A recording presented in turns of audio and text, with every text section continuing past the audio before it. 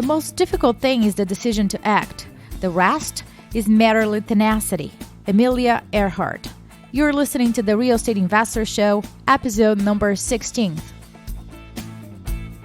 Welcome, ladies, to the Real Estate Investor Show, providing inspiration, strategies, and insight to empower women investors to live balanced and financially free lives. Now, here are your co-hosts, Liz and Andressa.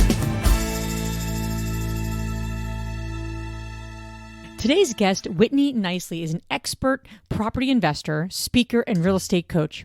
Before quitting her 9-to-5, Whitney scraped by on $24,000 a year, working a desk job and living on her parents' couch. Now she owns more than $2.5 million in real estate assets. On today's show, we have a lot of fun with Whitney discussing lease options, which allows you to control property without having to put any of your own money down or needing good credit. Welcome, everyone, back to the Invest Her podcast. This is Liz. And this is Andressa.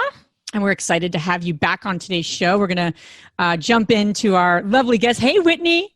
Hey, y'all. And we're really excited to have her on our show. We have a lot of really fascinating pieces of real estate we're going to get into in a moment. But we always like to kind of share and just kind of connect with our audience at the beginning as well. And, you know, the first thing that I personally am working on is to be really in a state of gratitude when I start the day. And I always knew that, but I'm actually trying to create a practice around it. And I woke up today and I really felt grateful for all of you listeners out there. And it's growing. And I just really appreciate the people, the women that are listening to the show and the women that are sharing the show with the women in their life so that we kind of collectively can all become more financially free and independent and balanced. So I really appreciate everyone listening and the women that are taking time out of their busy schedules. And I'd also really would really appreciate it if you can go to iTunes and, you know, just put a rating there, whatever you think, and give us a review. We'd really appreciate that. That's growing, steadily, which is awesome. But we just love, if you like the show and you appreciate it, just put a little note out there. Hey, this is where it's useful for you. So I just wanted to mention that. That's cool. I want to piggyback on that. Our investor community, a lot of other women are stepping in and sharing their thoughts, sharing their struggles. And I think that creating a community is all about that. You know, we are so used to seeing Facebook, all the beautiful pictures about things that are going right. And we're not used to talk about the challenges and how can we support each other. So feel free to join the community as well. It's a closed group for only women who invest in real estate, where we're looking to empower you to move forward and create that strong group where we can support each other and lean into each other. Awesome. So thank you for that too, Andressa. So Whitney Nicely, welcome to our show. Hey, thanks for having me. This is going to be really fun. Yeah, absolutely. And, you know, we have tons of questions for you, of course, but we'd love to, connect with our guests and just understand a little bit what compelled you, to jump into real estate investing. And I love your background, but I'd love for you to share that with us. And, what in particular inspired you to take the leap and get into real estate investing? So my mom has always been a real estate investor since I can remember. She's had rental houses, and she started the way a lot of people, especially a lot of women, think that you have to get started. She bought a house, she moved into it, they lived there for like 10 years. They bought another house, but instead of selling the first one, she just started renting it. So she had that income coming in, and then eventually she had a free and clear house. And then they did that again. But then she was able to save up enough money that she could just start buying rental houses and not having to move into them. So I remember as a kid collecting rent checks out of the mailbox. I just knew that money came in the mailbox since I was little bitty. I didn't realize bills came in the mailbox until I was in my 20s. And I was sitting with my mom one time because I went to work for the family company after I graduated college. And mom was making a deposit of all her rent checks. And I was like, wait a second. So people pay you every month and you don't actually have to do anything for that? And she was like, well, you got to buy something, but yeah, they send me money every month. And that's, how we make ends meet around here. I was like, well, how do I get people to pay me every month? And she said, again, she was like, you have to buy something. And that was it. She was just like, figure it out, go buy something. And I was like, all right, thanks. So I started buying land because the only way I knew, like, it never crossed my mind to go borrow money or to go to a bank to get a loan. I thought you needed to have cash and then you would buy a house. But I didn't want to just start with houses. I wanted to start with something that I could afford and kind of, gamble a little bit on. So I bought a piece of land. It was a 1/2 acre piece of dirt, industrial dirt in the city of Knoxville. And I was able to rent out the driveway that connected to that land I paid $1,500 for the 1/2 acre, $1,500 cash, tag, and title, all mine. And then I rented the driveway for $250 a month. So in 6 months, I got all my money back. And now I rent the driveway and the land for $750 a month. I get $250 for the driveway and $500 for the 1/2 acre. So I get $750 a month on a $1,500 investment. And that's when I was like, all right, that's nice. Let's do more. those are some great returns. Yeah. And that's really starting small and starting with what you have and then growing and learning and doing more and trying some things. And I didn't know that it was good to get industrial land when I bought that. I didn't know that I was going to be able to rent the driveway when I raised my hand at the auction. I didn't know what I was going to do with it, but I was willing to put $1,500 on myself to figure it out. You invested in yourself, right? I did. It just had a chunk of land attached to it. And I was learning from the school of hard knocks. My mom didn't have a plan. She didn't have a strategy. She was just winging it, throwing spaghetti against the wall. And that's what I was doing when I got started too. Luckily, I've moved past that. But I still think that there's a lot of ladies out there that also think that when they look at their financials, they're saying, I don't have enough cash to get started. And they still have the mentality of, oh, I need to have perfect credit score. I need to have a job so I can qualify for a loan, and I need to have savings. But if I spend those savings in this property and it doesn't work out, and then I don't have the savings anymore, and then like the analysis paralysis kick in and they don't get started. So a lot of the ladies, I remember when I got started, the overthinking on wanting to have the entire plan, right? Like A to B, like a straight line, right? A to B, what's going to happen. And that's not what it is. There's so many curves and things going around. So for those ladies out there, Whitney, what would you tell them? What actions they need to take? For the first action that they need to take in order to break down that analysis paralysis that they're going through right now? Well, the first thing you can do is drive for dollars and see how many empty houses are around you. See how many for rent signs you can find. See how many for sale by owner signs you can find, because you're going to pay for gas, but otherwise it doesn't cost anything. And you will see the opportunity that is out there, because, we've been brainwashed. I mean, the government and banks and mortgage companies have spent millions of dollars to convince us we need good credit and we need a savings account and we need them to be able to buy houses. Like when I tell people that you don't need any of that, they're like, no. And it's because I'm fighting a huge marketing scheme. But when they really see that it's possible, when they get in and they get involved, they go driving for dollars, they start talking to sellers. I've got a little button that says I buy houses. Start wearing that button and people start coming up to them and saying, hey, I got a house. You want to come see it? Then they're like, holy crap, I think this is going to happen. But you have to start that momentum. You have to start telling people you want to buy houses. You have to be willing to look a little bit silly, but all of that starts to work on your behalf. And a lot of times it's also the free stuff or the cheap stuff that you can do that creates the best momentum for you, because it's in your head. Once you can get out of your head and you can see, action taking place and goals starting to get achieved and milestones starting to be marked off, it's a whole lot easier to keep that action rolling, right? Absolutely. Absolutely. Yeah. I think what's one of the most fascinating parts of your background too, and your expertise, Whitney, is your expertise in lease options and also what you're talking about with owner financing.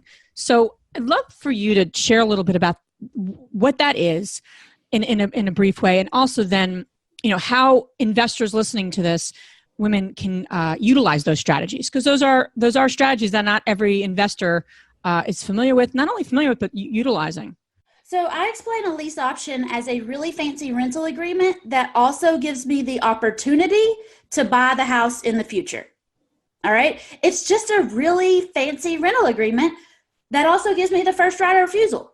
I have however long into the future to buy this house, and I can rent it in the meantime. Now with that, I've got an agreed upon purchase price and I've got a set monthly rent. If I choose to sell it for more, that's my right. If I choose to rent it for more, that's my right also. And I go on even further because people are like, yeah, but who's going to agree to that? Are the banks okay with this? And because it is just a really fancy rental agreement with the purchase and sell agreement attached to it, let me ask y'all, do you know anybody with a mortgage on their house? Oh, yes. Absolutely. Do you know anybody who rents their house out even though they have a mortgage on it? Yes. Mm-hmm.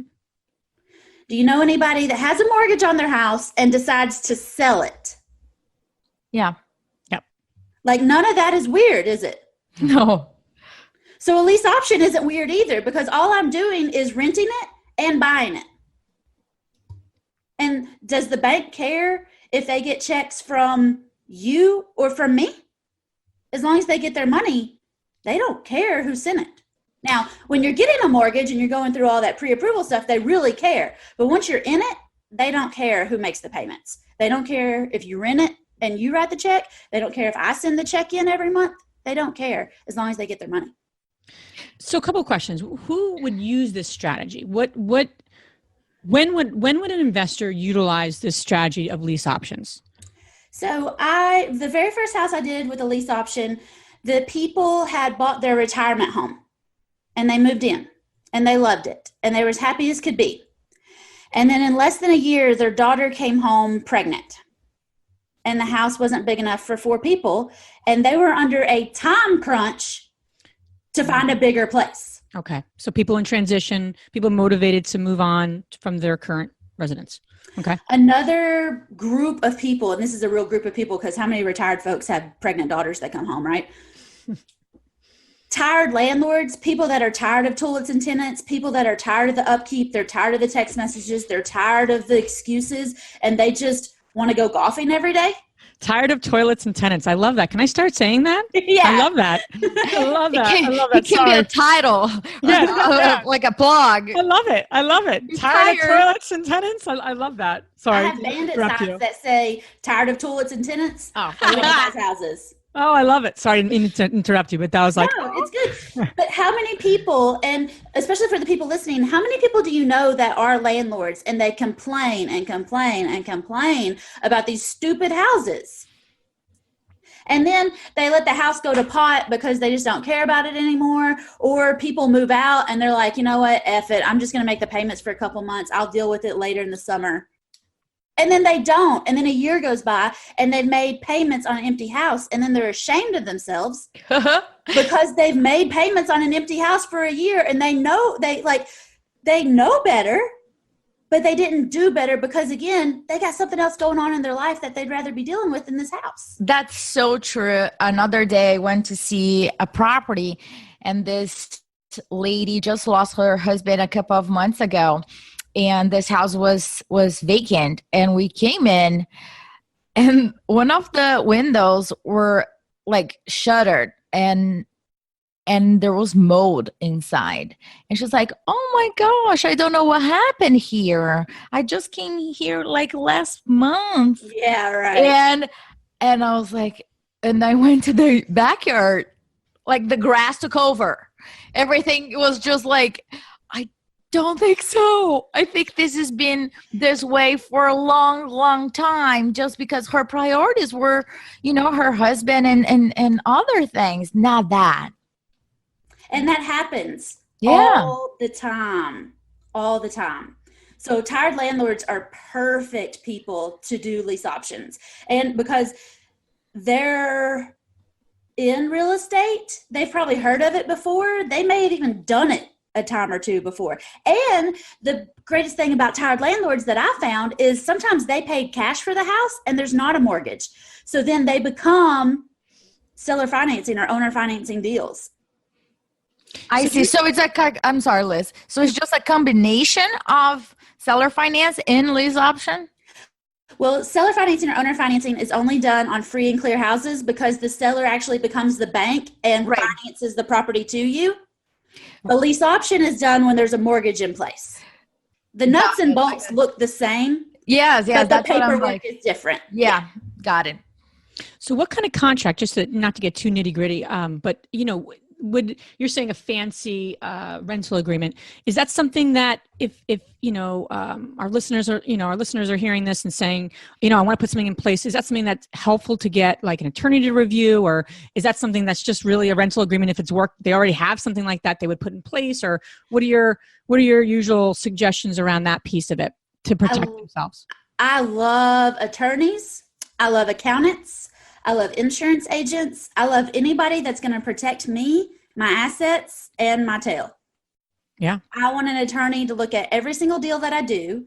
And I have what we call a one-pager. So it gets all the nuts and bolts out on one page. So it's not confusing. It's not overwhelming. We can sign it with the seller. I can use the exact same one to sign with my tenant buyers. And then I turn those one-pager with each over to my attorney, and he gives me like 30 pages back. And then I take it back to both of them and we sign, and I give them the keys. I start making the payments. Everybody lives a happy life. Got it. Whitney, and what type of neighborhoods are ideal for lease option? Does that really matter, or it doesn't? Middle-class neighborhoods, wherever the bubble is in your honey hole, wherever everybody's wanting to buy, in Knoxville, if you have something between 120 and 150, it's going to sell. If you have something 165 or 95, but that's where I don't want to say bubble, but that's where our, bell curve is between 120 and 150. So it's normal houses, 3-bedroom, 2-bath with a 2-car garage. It's regular houses that lots of people would love to move into. Got it. It doesn't matter the numbers. I have ladies in California and their bell is 500 to 750. It doesn't matter as long as it's what people are, looking for. If I'm an investor listening to this, why would I choose to do a lease option over just buying it outright from that tired landlord, and literally just buying it from them, and I want to control it myself? What's the benefit of doing a lease option versus that strategy? Well, you do control it when you do the lease option. Okay. And you don't have to put any money down. You don't have to risk anything. You don't have to bring on private money partners. You don't have to risk your life savings. You literally just start saying, you know what, I'll start making these payments in about 3 months. How about that? And they'll say, okay, great. Because a lot of sellers are also in the position where they got to move and they don't know how long the house is going to be on the market, but they can budget 3 months. They can skip a vacation. They can, put off redoing their new deck. They can do a lot of things just knowing that they have 3 more months. Whereas the way they've been doing it, who knows when the end of the tunnel is. Got it. And this is more, and Whitney, is this more single family rental strategy, or have you seen this done with because we're a little more in the multifamily, area where our focus is. So I'm trying to get my head around just, selfishly, can you do this strategy with multifamilies, or have you seen it more on the single family, rental process? So lease options are a single family strategy. Master lease options are a multifamily strategy, because ideally when I do my single family houses, they're empty. But when you are looking at an apartment complex or a duplex or a quadplex or, something else, you want it to be full. So when you do a master lease option, you are inheriting somebody else's renters. You're inheriting somebody else's tenants. And then when their lease comes up, then you can renegotiate and raise the rent or kick them out or do whatever. But you're literally freezing the property and taking it over right here and now. Awesome. I have a triplex that I bought in Morristown, Tennessee. We found it on Craigslist, and they were tired landlords. They lived in Florida. They wanted to golf every day, and they didn't want to deal with people texting them about this property. They didn't want to have a handyman. They didn't want to have to do any of it. They were asking 125. We offered them 120 if they would finance it to us for like 10 years, and then we'd have a balloon and we'd cash them out.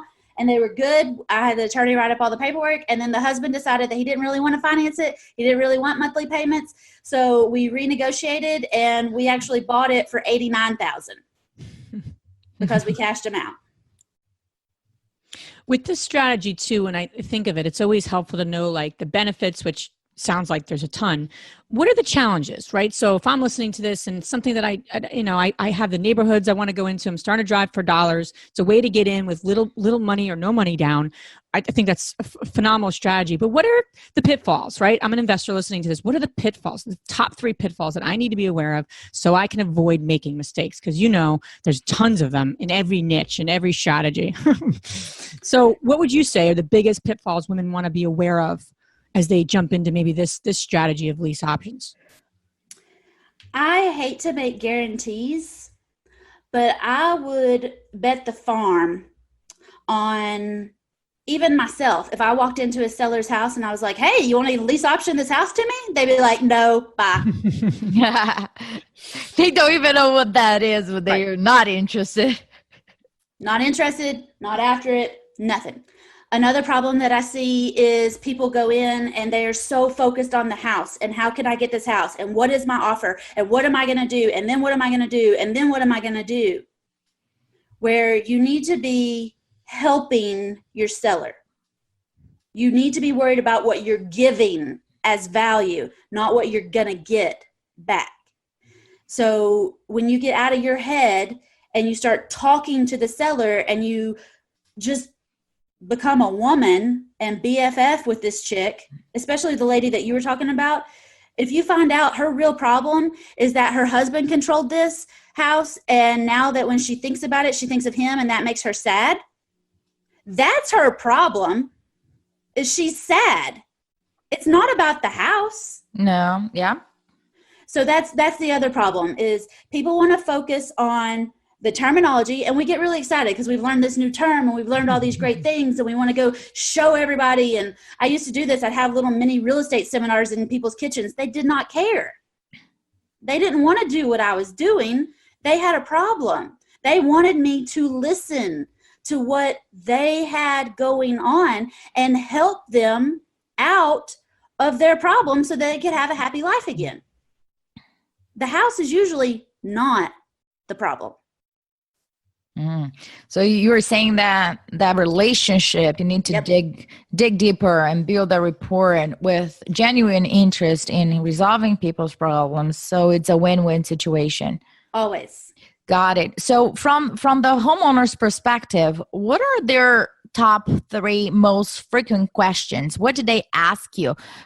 Do they ever ask, for example, do I need to tell my bank that I'm doing this in case they call the loan? They're not going to call the loan because this isn't a subject to deal. In subject to, you were taking title to the property. Mm-hmm. And that's what sends up the red flag at the bank to say, uh-oh, something's weird. In a lease option, we're just renting it. Got it. We can file that paperwork against the house, like a lien against the house, because we're getting first right of refusal, but it doesn't bother the bank. Now, people will say, well, how do I know that the payments have been made? And I said, well, you just log into your bank account like you do now. Look at your mortgage and you'll see that, by the 5th of the month, I made the mortgage payment. I don't need your login. I don't want that. All I want is a paper copy of your last statement just to verify the balance you owe to make sure that I'm paying that or a little bit more, but I don't want to pay less than what they owe. Right. Yeah. And to verify what the actual payment is, and so that I can verify what the interest rate is and if it's going to adjust. Any other common questions? They want to know what I'm going to do with the property. Am I going to move into it? Nope. I'm going to use it like a rental. I'm going to use it like I own it, and I'm going to let somebody else move in here. But again, when you spin that, you answer their question, and then you end with, and you can go on and do whatever you want to, because if a toilet breaks, I'll take care of it. If somebody leaves in the middle of the month, I'll still make the next monthly payment. Don't you worry about it. You deal with whatever it is they told you was their problem. Whitney, in this strategy, do you tend to change the insurance in any way, or does the insurance remain the same and doing business as usual? The seller gets a landlord policy because, again, it's a really fancy rental agreement. Gotcha. I get a rider policy because I'm not technically the owner, but I do have a vested interest. I have a huge umbrella policy that I carry. I have liability that I carry, and then I get riders on everything. And I actually keep 10 houses at all times, no matter what, because you get a bulk rate on your insurance if you have 10 or more houses, at least in Tennessee, I know. Awesome. I want to switch gears a little bit and talk about the mindset. We can get knowledge about real estate everywhere, like on the palm of our hands. And a lot of folks out there keep reading and taking classes, paying huge amounts of money on courses, but they don't pull the trigger. I remember that when I got started a few years ago, one gentleman stood up and he said, I'm getting my knowledge. It's been, 2 years and I'm almost there. Once I know everything I need to know, then I will feel comfortable pulling the trigger. And then this guy said, the longer you take to pull the trigger, lower are the chances that you will pull the trigger. Would you agree with that? I do agree with that. And I want to ask, are y'all moms? Yes. I'm not. Okay, I don't have any kids. But one thing that I do know about a pregnancy is there's a due date. Yeah. And whether you're ready for that kid to come out or not, it's coming. You can't delay that one. Right? So I tell my students this all the time because this makes sense. I'll give you 9 months to study and incubate and pray and practice and do whatever you want to. But you have a due date. And you better be taking massive action because that portfolio is coming to you whether you're ready for it or not. And just like kids, how do you know what a kid's going to do in 3 weeks? How do you know what a kid's going to do in 6 years? How do you know what a kid's going to do by the time they turn 18? You can't. And so that's why women frustrate the fire out of me because they love being moms, right? They love being moms, but they don't want to be investors because they don't know what's going to happen. Are you kidding me? That's what makes it fun. That's why we keep popping babies out. It's fun. That's why we keep buying houses. It's fun. And it brings funds in, whereas kids keep taking funds out. Whitney, first off, I love frustrate the fire out of. I'm stealing that from you, and I'm stealing the toilets and tenants. I just love those two, and if no one gets nothing out of this call, this podcast today, that's awesome. Now, so many great pearls of wisdom you're saying. I think what you're touching upon, Whitney, too, is really important about women's context. And, I've been through other personal growth weekends and they talk a lot about what is your context? What is your way of being so that you get the result you're looking for? And you just said something so helpful. This should be fun. This should be, now, is it always going to go exactly the way you want it to go? Absolutely not. I can go off for 15 hours about the thing. We're not going to go there.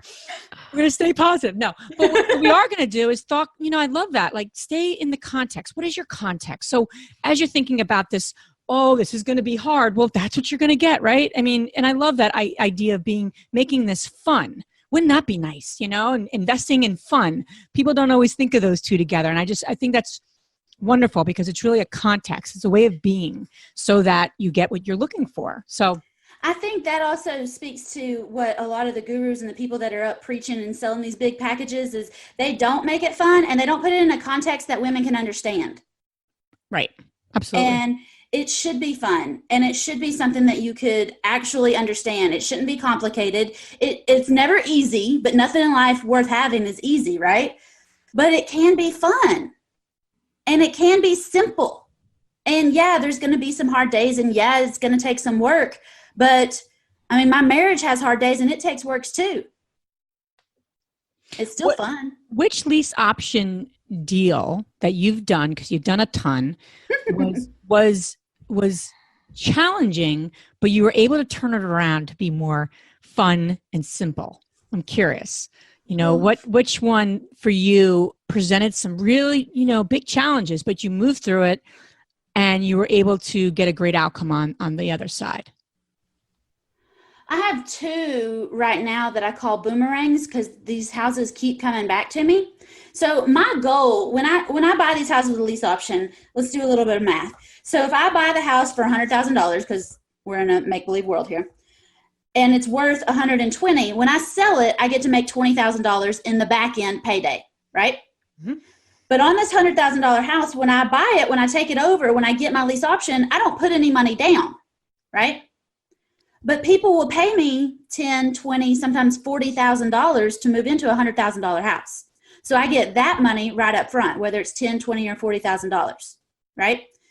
And then every month when I make my payment, I have to make that, but I can rent it for more. And my goal is $300 a month more than my mortgage payment. So I'm making money on these things 3 different ways. But I really want the people moving in to cash out so I can get that last $20,000 payday. Well, I've had 3 houses that have boomeranged on me, and I've had 3 different people move in and out of that house. So I keep getting the front end payday, I keep getting the monthly payday, but I have not got that back end payday yet. And a lot of people are, and I could do this, I could so do this because I've got these houses for 10 years before I have to cash them out or I'll have balloon payment due. On a $100,000 house, if I have somebody new in every year and they all give me $10,000, I'll actually have the money to cash these deals out.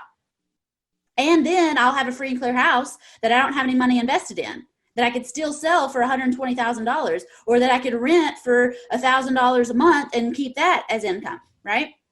So I have 2 houses that this has happened to me 3 times on. And the first time it happened, I was really freaked out because the lady that moved in actually gave me $40,000 to move in as a non-refundable option fee. 30 of it was to go towards the purchase price. The first $5,000 that anybody gives me is just my money for my marketing, my website, my hassle, my energy, all that. And then she paid 6 months rent in advance. So on the 7th month, she texted me and she was like, because she moved to Tennessee from Indiana or Illinois or some I state up there. And when she came down, she was going to get a job. She didn't get a job.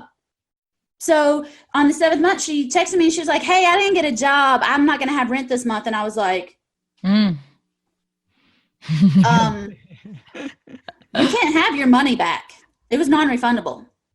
And if you don't have a job, you can't pay, you're going to have to move out. And she was like, yeah, I figured you'd say that. So my sister just got a house in South Carolina and I'm just going to move in with her. I'll be out by the end of the month. Did you just give me $40,000 to live in a house for 6 months? Wow. And I was like, okay. So I put it back out in the market in the 8th month. By the 9th month, again, 9 months, I had somebody that gave me $10,000 to move into it. And at first I was like, dang it, I got $40,000 the first time. Now I'm only getting 10. Oh, problems. I tell you. I made $50,000 on a house that I had no money invested in less than a year, y'all. Wow. And so you got to know that sometimes houses are going to come back and sometimes you're going to have people move out, and that's just, how it goes, and you got to be ready for that. And, luckily I get the houses back in either as good condition or better. Sometimes I had another boomerang house that when it came back, they'd added 2 bedrooms to the basement. And I was able to sell that one when it boomeranged. People were wanting to move in to a neighborhood. They were moving from Virginia to Tennessee, and they were going to buy the next house that came available in her sister's subdivision. My house was the next house that came available. Didn't matter what price I was asking. They just bought it.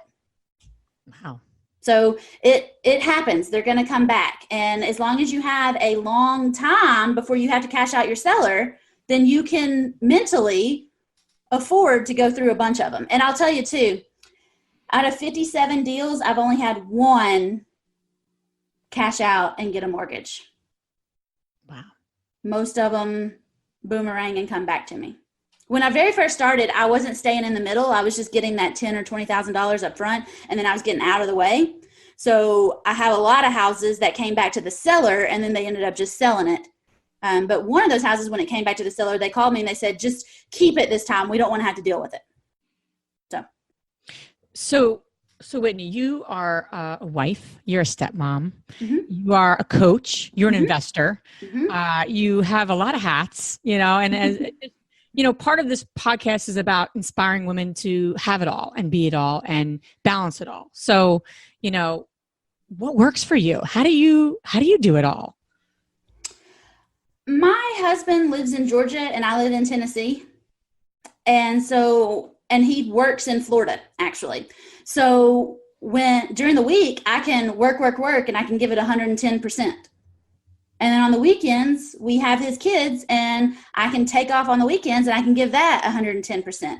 But, in the beginning, I would be at ball games talking to sellers on the phone and then walking back out and talking to 3 buyers and missing half the game. But, that's just what I had to do to get it done. So no matter what it is you're doing, you just have to give it 110%. And if you have to be tired, you just have to be tired. If you have to get up early, you have to get up early. And you just have to keep going, because the only way that you're going to actually get to where you want to go is to keep going and go through the bumps and go through the bruises and, cry on the kitchen floor if you have to. I've done that several times. But you just have to keep going. Got it. Do you have any routine that is being working well for you to keep your sanity? Yes, I've started having sellers and tenant buyers text me instead of call me. Okay. Because I can handle 3 or 4 or 5 texting, back and forth and still be halfway engaged in the game. Or if they text and I'm at dinner, because we have a no phones at dinner policy, I can pop back, and nobody, like if somebody texts you and it takes you an hour to get back to you, nobody cares about that. But this phone thing, people expect you to call and they expect you to answer. But whatever. So the texting has helped a lot. And that's free. That's basic. That's just, something that helps me keep my sanity for sure. That's wonderful. Whitney, you have so much words of wisdom, right? So both on the mindset and both on the and what I love about what you're teaching your students is that you made a complex topic. I've heard courses on lease options, and it's like a 4-day course. Like, you were really pretty to the point in a it's the short time we spent together. So I love how you break it down and make it simple. And so that's awesome. So you're up to some great things. The women listening to this, the folks listening to this, where can they learn more about all the amazing things you're up to? And because you're doing some great stuff from an educational perspective, we'd love to give you a chance to share that with our listeners. You're welcome to go to WhitneyNicely.com. Whitney like Houston, Nicely like nicely done. Or just, type Whitney Nicely into any search bar, and there's a bunch of shit that'll come up. I love it. That's awesome. I love it. Before I get to the Fabulous 3, I have a question for you. What would the experienced Whitney tell the inspiring real estate investor at the beginning? If you were to meet that Whitney that was thinking about investing, what would you tell her? Pretty much the same thing that my mom told me, is to get out there and get started, figure it out, start buying something. You will figure it out. Keep going, get started, and keep growing. Cool. Awesome. So let's get the Fabulous 3. The first question is, what's the most transformational book you have ever read? Miracle in the Mountains. It's a book about Martha Berry. In 1902, she started teaching the mountain kids in North Georgia Bible stories and hymns, and started teaching them how to wash their hands and stuff. And then that grew into a school. And throughout the 19 teens, 20s, and 30s, she would raise money and build this huge college that's now in Rome, Georgia, called Berry College. And it is actually, there's like 1,500 students. It's a tiny little college, but they've got the largest land campus in the world. No other college or campus in the entire world has more land than Little Berry College in Rome, Georgia. And she was a real estate investor who didn't know she was a real estate investor. She thought she was just teaching the mountain kids how to, succeed in life. And she had a heart for the people, for sure. Wow, that's beautiful. So the second question will be, what's the most powerful routine you do to create a financially free and balanced life? Okay. If that's even possible.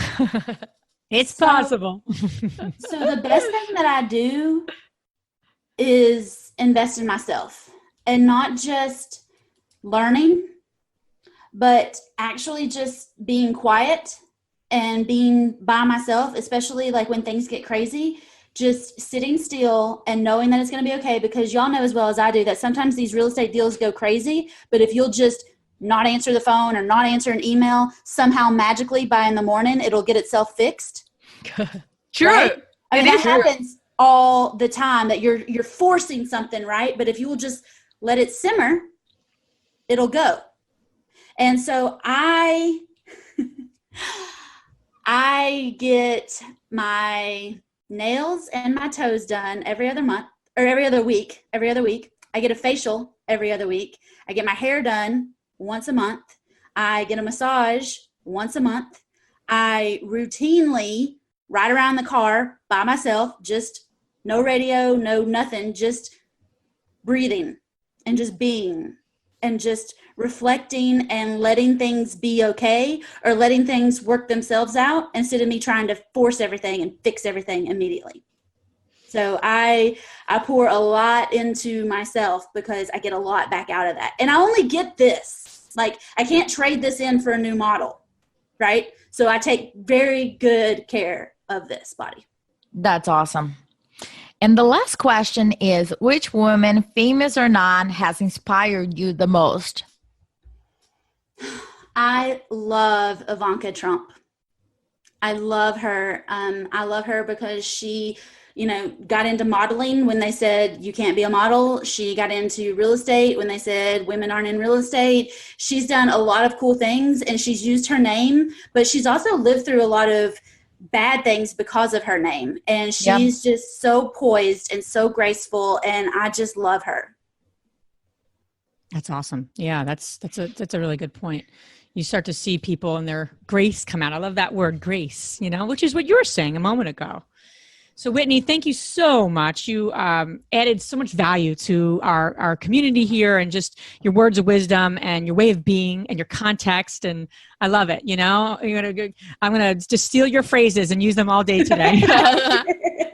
Well, good. You're welcome to them. But seriously, thank you so much for your time and making some time to connect and be on our show. Thank you for having me. Thank you so much, Whitney. I have a lot of fun with you, and I wish everybody can see through and can feel your energy, because I think that's contagious. Thank you so much for sharing that with us. Thanks, y'all. If you enjoyed this podcast and want to receive updates on our next interviews, go to our website, therealestateinvestor.com. There, you can subscribe to our show, become part of our investor community, and get updates on upcoming episodes. If you like our show, please share it with other women who would benefit. And don't forget to leave us a rating on iTunes. We'd really appreciate it. And as always, we encourage you to take one action as a result of today's show and put it into motion so you can live both a financially free and balanced life. Thanks for spending time with us. Ciao.